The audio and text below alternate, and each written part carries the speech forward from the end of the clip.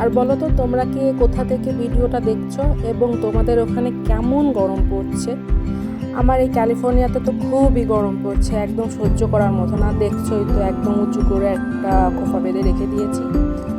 তারপরে আর কি করা, গরম পড়লেও তো খাওয়া তো বন্ধ থাকবে না।